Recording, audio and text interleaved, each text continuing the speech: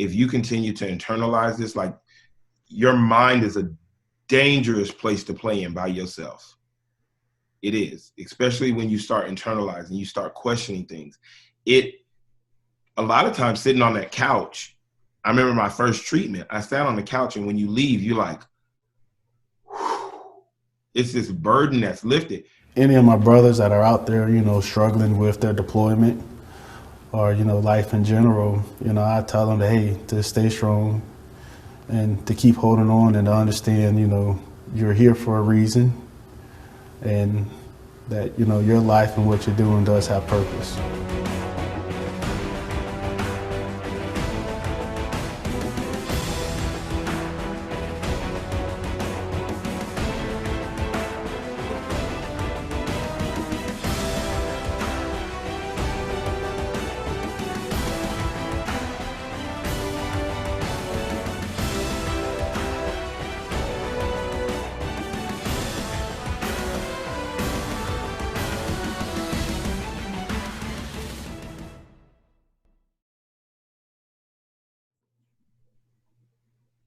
Hey everyone, this is Greg Washington and welcome to our next edition of Guards Down.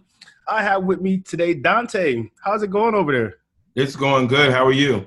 I'm doing well. I'm staying COVID free as possible. You got to do it, right? Indeed. So look, tell us, the audience, a little bit about yourself. Definitely. Again, my name is Donte Smith. You can find me on Instagram at Donte Smith. That's DonteSmith. I was in the Navy for about 5 years. I was a medical corpsman, so I saw quite a bit while I was out watching different things go on, not only with myself, but also with other members in the service. I served 5 years, just treated differently than some other individuals due to being surrounded by other individuals that are there. Sometimes it's a good old boy situation, and then people just treat you differently. Decided that wasn't the fit for me because somebody else was receiving credit for something that I actually did. See, when I was in the Navy, I actually got my first 2 NAMs.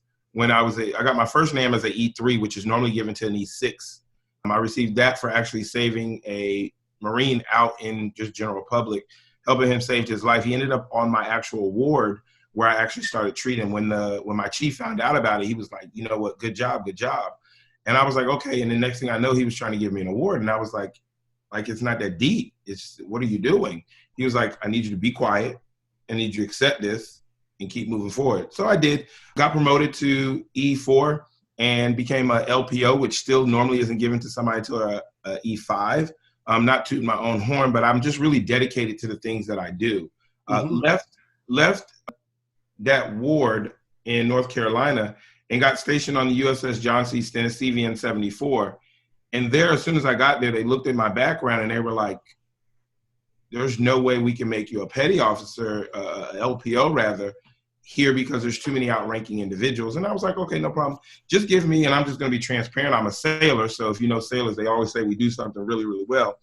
And I told them, give me the most place that you have.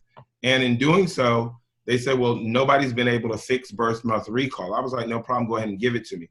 Well, when I took on the position I fixed it in less than a year, which typically it takes a year because you're working with birth months. So it takes a year to do so. And I got everything in line within about 9 months. I really dug deep into it. I just wanted to fix it. I'm very passionate, as I mentioned. And after I fixed it, they told me, okay, well, it's fixed. And we see you got it in line. So it's time for you to choose a new station. And I was like, but I don't get to see the fruits of my reward, like what I did. I'm here for a few years. What's going on? They was like, no, we're going to move everybody around. And then they moved a young man into that position. And when they did so, it shifted everything around. And then moving from an E4 to an actual E5 as a corpsman in the Navy is very difficult. But while you're on sea duty, the captain has the ability while you're at sea is to actually cap you, to promote you to the next rank. And again, it's very difficult to go from E4 to E5 as a corpsman at that time. And they literally capped one of my shipmates, an E4 that was working. His name was Kitchens. He was an E3 at the time, both of the E3s. Both E4s. They capped him to E5. And when they did so, I was like, congratulations, boss, you made it, you did it. And I said, let me see the certificate. I just want to read it. And when I read it, it said, for his outstanding performance in building birth month recall. And it just took me to a whole different place. And from that, I started trying to figure out, why was I being picked on for different things while I was in. And it was just a very difficult situation. Mm-hmm. But that's Donte. That's who I am. But now I currently work in property management, and I built my own business in the background, actually helping people restore their credit, get financially literate, and get themselves to the next place in life. Got you. Okay. So basically you were a fast tracker in the Navy and you put in some time and work into serving others and didn't get the appreciation or the credit that, that was justly due to you, right?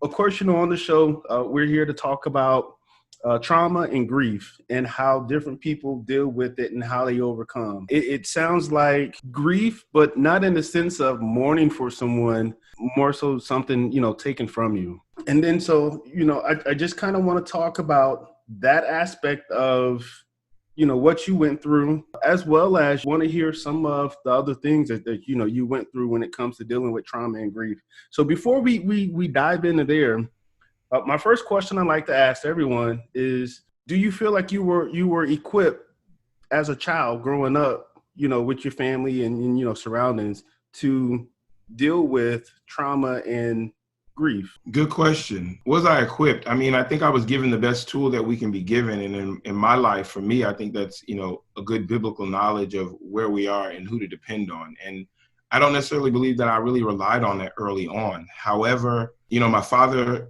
and mother divorced at a very early age, and I was separated there from my father. My mother raised me. She did an outstanding job. All kudos to her. Then my stepfather came into my life. My little brother was born. I was excited about him coming along. Life continued to progress, went to high school, had to stop in high school to do different things like take care of the family versus, do my extracurricular activities. And then my stepfather left, so my mother was there raising us by herself again, if you will. And so equipped with the right tools to go forward, I mean, I had what I had, and those were my resources, so I had to utilize what I had. Did I get that golden carriage, that what everybody else, the perfect household? I'm not gonna say I had the perfect household. I mean, my mother was abused by my father. Those are the different things that I had to witness as a child. But I've always had the outlook that you should look at the glass as being half full and not half empty. So I tried to glean on those aspects. And while sometimes that's really, really hard, it's just an open situation where what do you do? How do you turn? Where do you go? So when things actually, when things really did start getting rough at home, when I started to discover who I actually was as becoming a man, when I graduated from high school, that's when I had to make the decision. Am I going to stay at home and battle my mother and the things that she wants me to do, or am I going to go out and live life? Right. And I followed in the footsteps of one of my best friends. And at the time he had joined the military and he was a corpsman. He was telling me how he was fresh out of boot camp, fresh out of A school. And I was like, you know what? I think that's going to be my move. And I remember I just said, I'm going to join the Navy, and I left. Mm-hmm.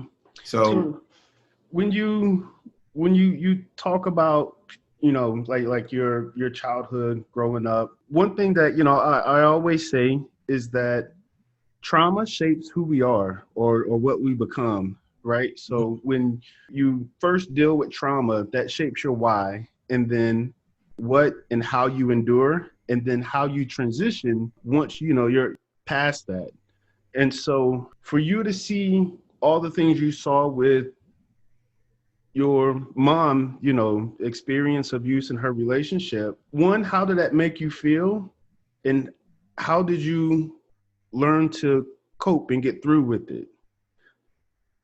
That kind of happened at a really young age. I remember my mother was, we were living in Hawaii at the time. And I mean, it was two incidents that I'll never forget in life. I remember the one time when, my mother and father were arguing really, really bad. I didn't know what the argument was until later on in life. Basically, my father just didn't believe that I should be fed beans and weenies. Like, that is not an adequate meal for his son. And so he literally started beating my mother. And I remember watching him put her through a glass screen door. Didn't really know what to take of that at that time, didn't really understand it. But the next moment that I remember in my childhood is him becoming very enraged and jealous. And my mother was out washing her car. I'll never forget. It was a burgundy vehicle. more like a Cadillac type vehicle because I was very young. But I remember her holding me inside the car and him wanting to get to me, and she wouldn't let him come to me.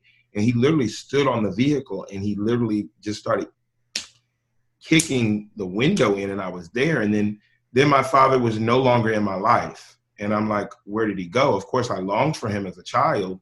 And my mother never spoke badly about him, and she never said he did anything wrong. But it was just one of those moments where I'll never forget that in my life. Like, if you try to put me in a burgundy vehicle, like I'll never purchase one. It just, there's nothing about a burgundy vehicle that I like. Gotcha.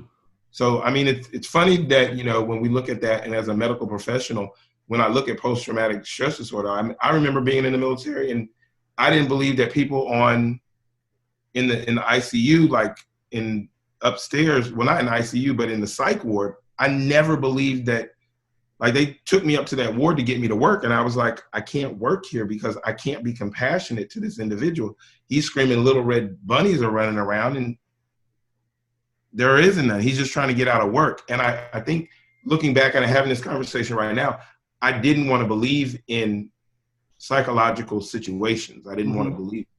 Yeah. So it's interesting to, understand that you grew up kind of, you dealt with trauma at a very early age.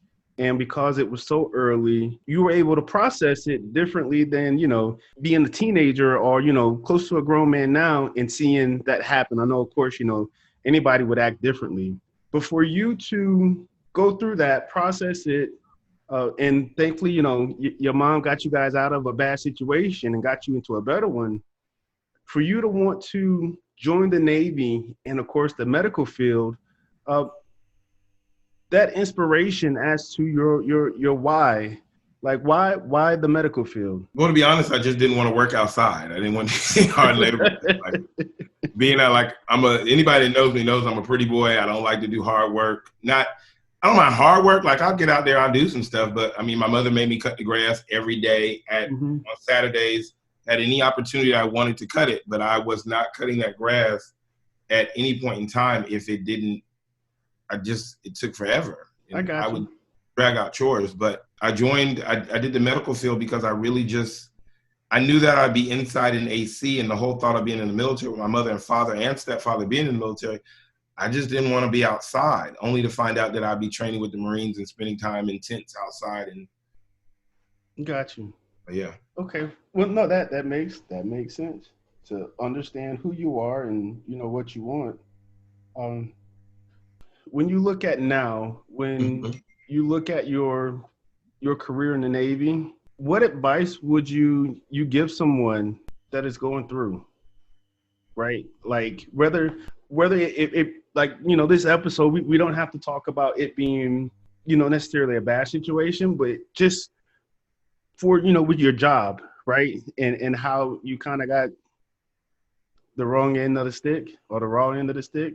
I would say definitely, if you're in the medical field in the military, I don't know because I've been out for quite some time, but I would definitely say that you definitely want to record everything. In my profession, because we had access to everything in the medical field, nothing got recorded in my medical record. So the benefits that most vets would receive aren't there. So you definitely want to, regardless if you're in the medical field or you're out, you need to record everything that's going on. You need to have your own, if you will, diary. And that diary is your medical record because that's what's going to protect you on the way out.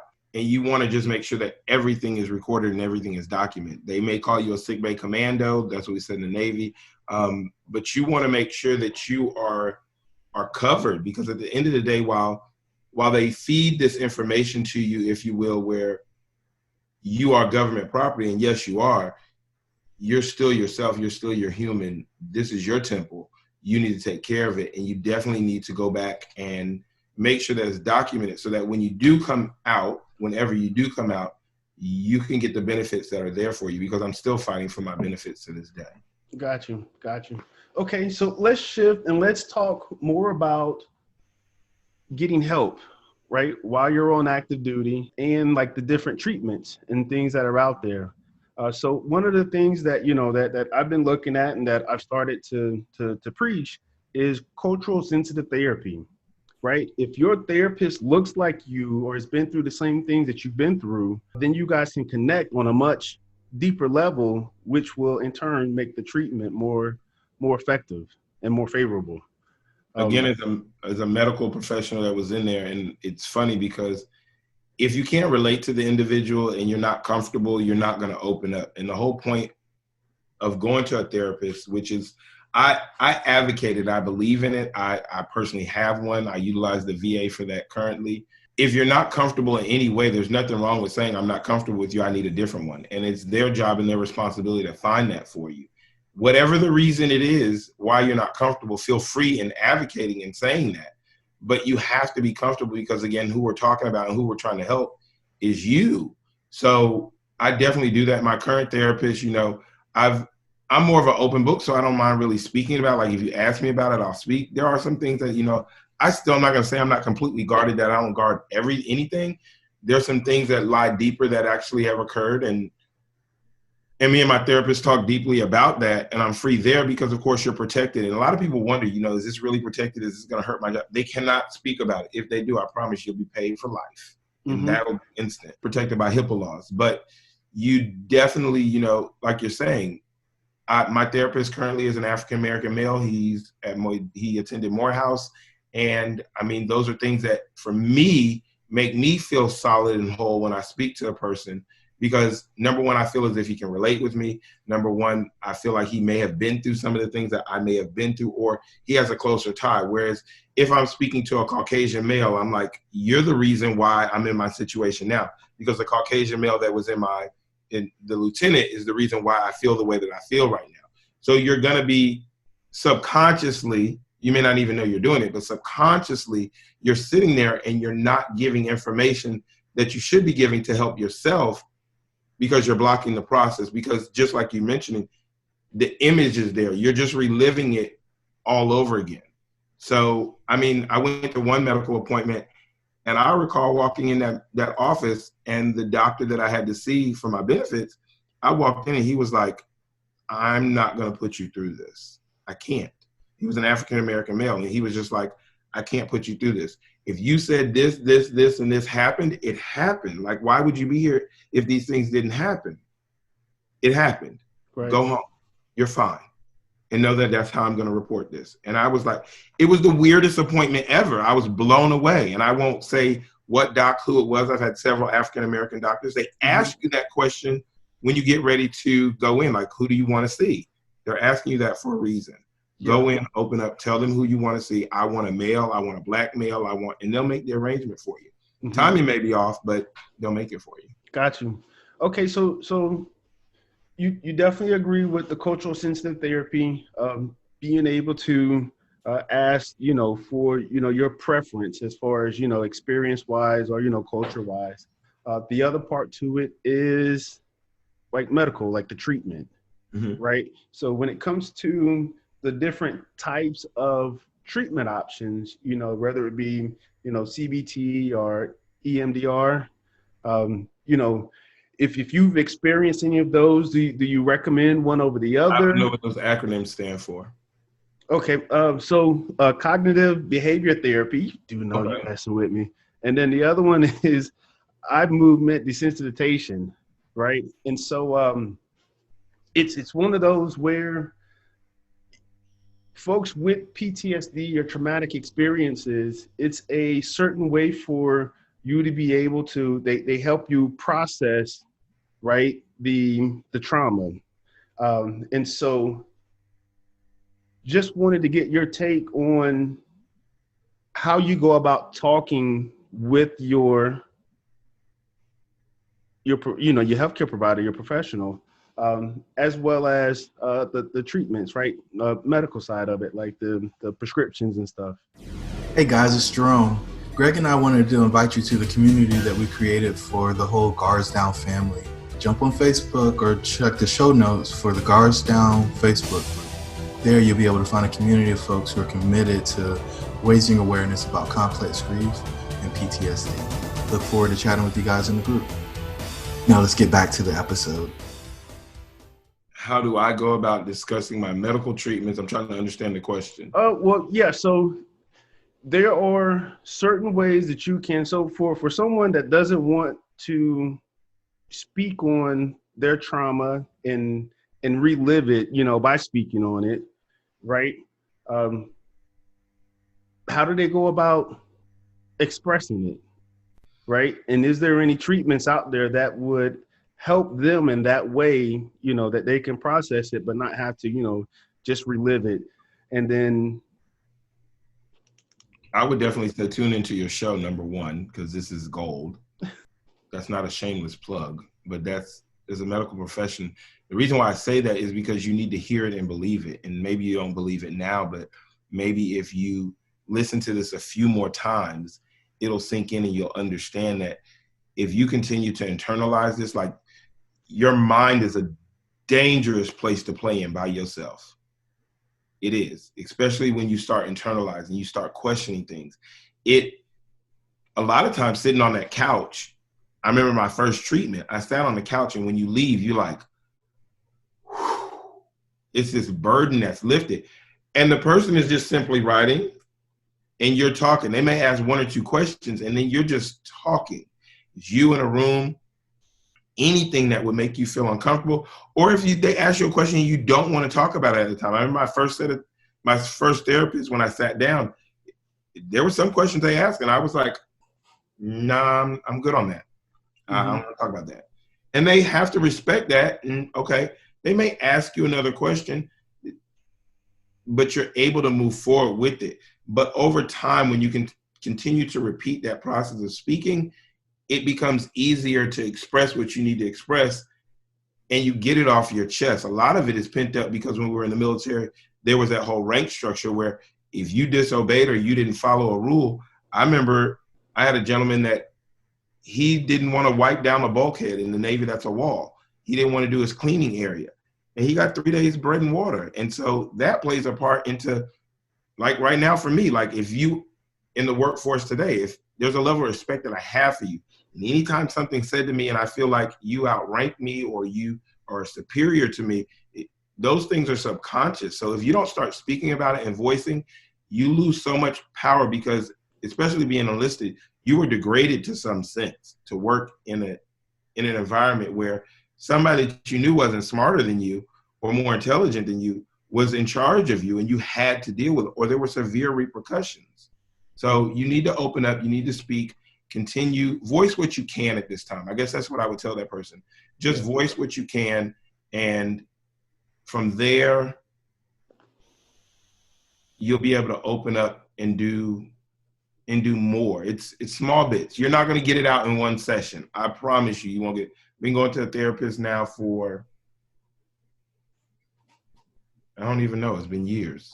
But it's something that is a continual process, and it's there for you. The great thing about being a veteran is I don't have to pay for that. You pay for it when you decided to serve. Indeed. Well, look, I know we have to wrap up because I know you got another appointment ahead of you. Are there any last words, any advice that you would want to give someone out there, just in closing? Definitely find somebody that you can connect with, whether it be a pastor, a religious leader, a friend, a coworker, just somebody that you feel comfortable speaking with. Accountability partners are always good, but reach out to somebody that you feel is non-judgmental and just can listen to you, and that won't pass judgment. If you're a veteran and you always got the veteran crisis line, so I'm definitely going to advocate for that. Reach out and use that. It's there for you. Serve for that number so that's yours. Use your tools. Somebody told me a long time ago, don't be a fool, use your tool.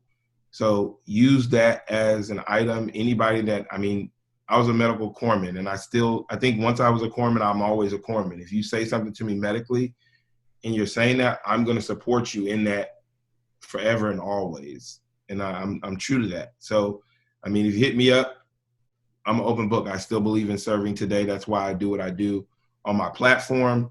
And I believe if you let this compound, you'll let other things compound. And I'm a product of that product. I allowed a lot compound in my life. And when I linked arms with other individuals, my life changed. And my mentor told me that years ago. She said, show me your friends and I'll show you your future. So if you're your only friend and you're judging yourself, that's your future. If your friends are no better than you, and I'm not saying you need to be the best thing around, then you're stuck in that area. You can't grow if you're the shining star in your group. When she taught me that, my life changed. I left. I didn't leave my friends that I had, but I went out and I ventured and I started searching for new friends. And when I did that, I started to learn more. I started to grow more. And in doing so, my life took a really, really serious turn last year. And I give all props due to my organization for not only helping me mentally, they're there for me. They even look out for me during this whole coronavirus.